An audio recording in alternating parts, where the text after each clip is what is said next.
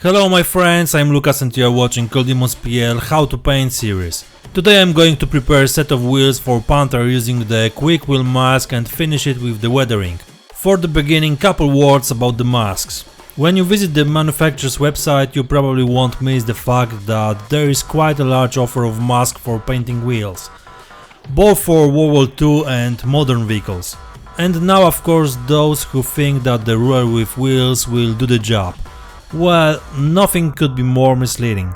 Anyway, see for yourself what it looks like. If someone has one where the individual circles differ by fractions of a millimeter, then congratulations! This is the main argument that masks are better. We aren't talking about the price because no one said that modeling is cheap, right? The basis of the entire process is an appropriate undercoat. I apply AK foundations straight from the can and they do the job in 100%. After good drying we can start working with proper painting. And here comes the second argument for the use of mask, which is the time we spend in the entire process. It's undoubtedly much faster than brush painting. First you need to paint the rubber bandages. I started with a color from 3rd generation palette, but it turned out to be a bit too dark. That's why I brightened it with dark sea grey. It turned out great. Remember that the color of the rubber shouldn't be black but grey or dark grey. In the end it will be presented much better. And when we have painted bandages we can start working with masks. Mine is already a bit used because I have made Panther models from Tacom, so this is why I don't take it straight out of the new string bag. The wheels are dry and we can load them into the mask.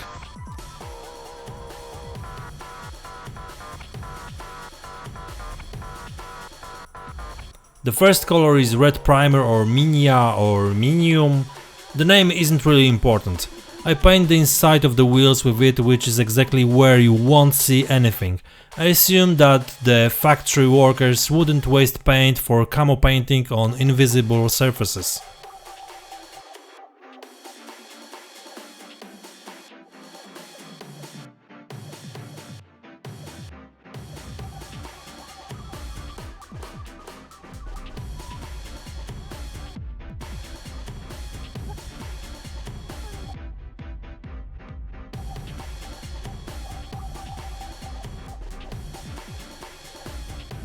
And this is how a whole set of wheels looks like. On external surfaces I decided to try easy chipping media from Modeler's World and see how the paint will come off after using it. The atomizer spread the product nicely on the surface of the wheels and after a while it was dry, so I could start painting the first camo color.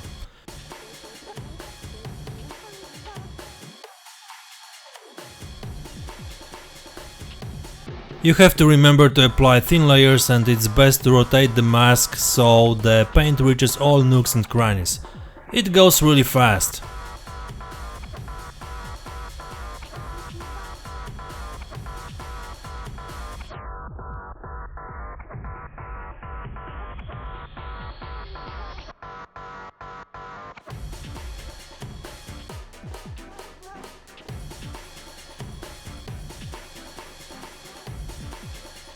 Now load the wheels to the next color and repeat the procedure.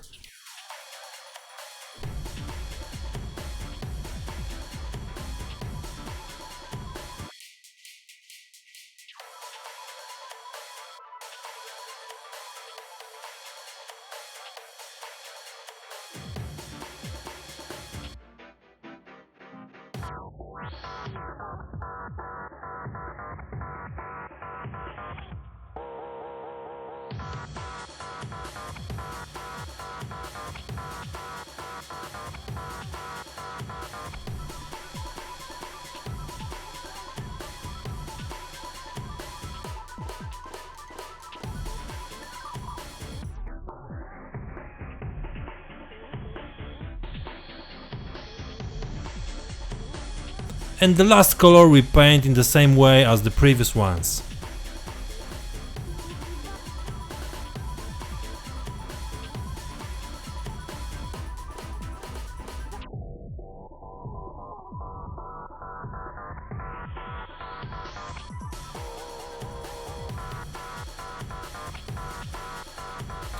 By the way, I was a bit surprised by this shade, but I trust the manufacturer.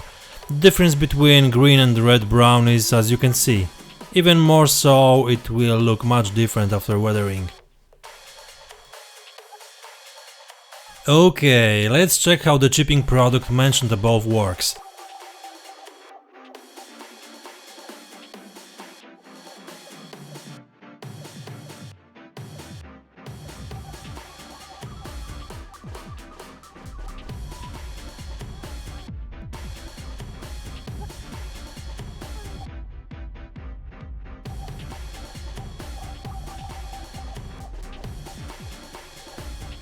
I'm satisfied. The paint comes off in small fragments and the amount of product I put on before the painting probably matters here, but overall the effect is very realistic.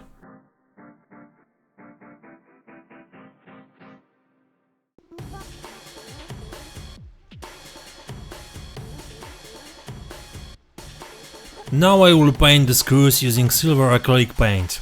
This is my proven idea that adds a nice contrast to the individual wheels. The most important is to paint screws in various configurations depending on the wheel and camo color.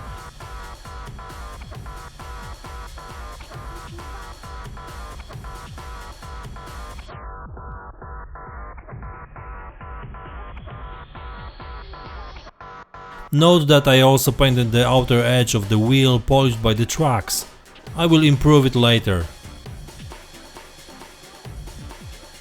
It's time to apply the wash. I didn't cover the wheels with shiny varnish because the product I'm using was spreading over the surface of the wheels perfectly. It didn't take long to make all the wheels and the whole thing was dried with a hair dryer. The accelerator.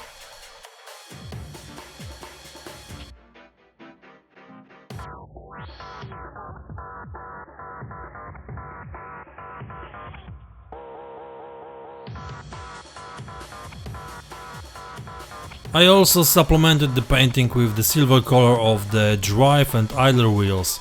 It's important that the teeth aren't painted too much as it won't look natural. It's also worth covering the internal surfaces with color.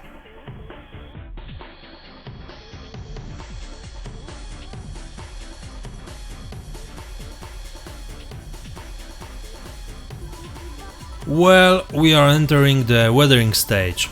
First we'll cover the wheels with dirty dust weathering paint. Here you can see the exact difference between the wheel, let's call it conventionally clean, and the one which was just painted. The difference is significant and the effect is very realistic. You don't need to apply large amounts, it's important to do it quickly and cover the entire surface. Of course you can add additional layers later if the effect doesn't satisfy your taste.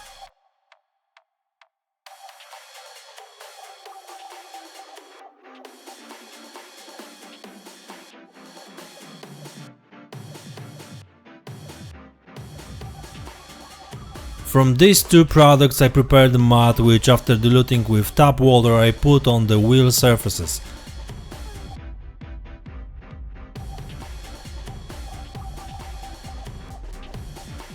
First I tested it on invisible surfaces and then on the most exposed ones.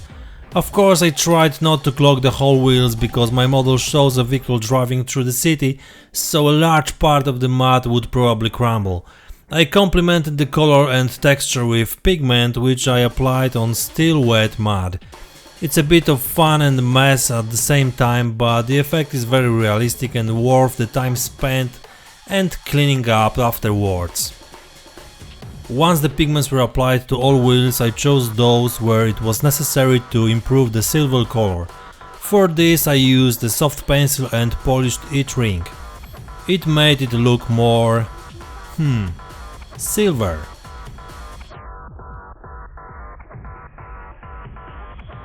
And also I could easily stick the wheels to the model. As you can see, it isn't a complicated procedure. The most important thing is to align the wheels so that the whole thing is even. It's also worth setting the order of individual colors in advance so that you have a ready set before you start working with the glue.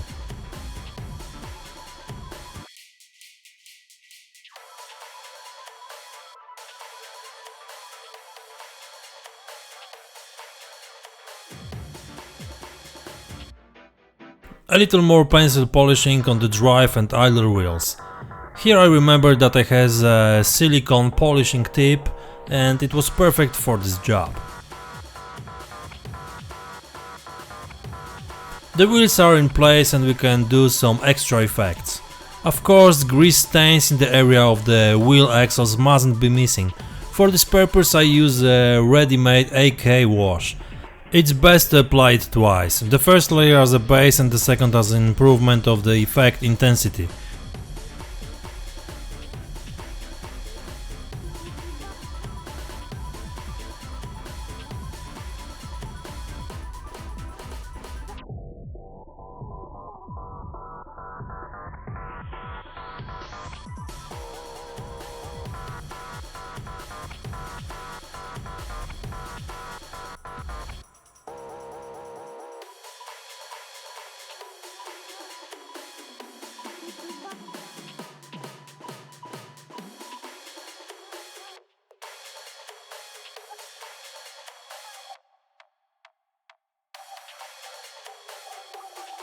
Of course, the inside surfaces of the wheels mustn't be forgotten.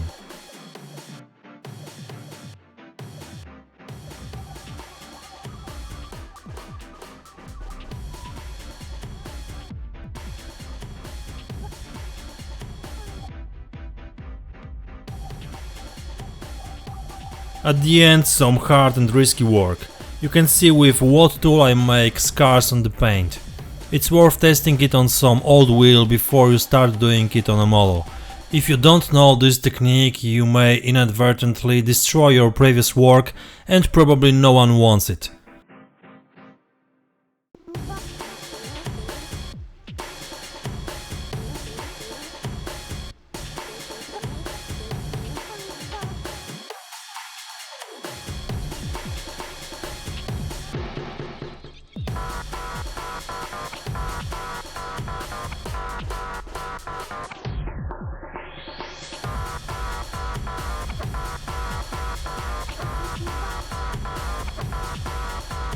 Finally, a few more pencil touches and the wheels are ready for the trucks.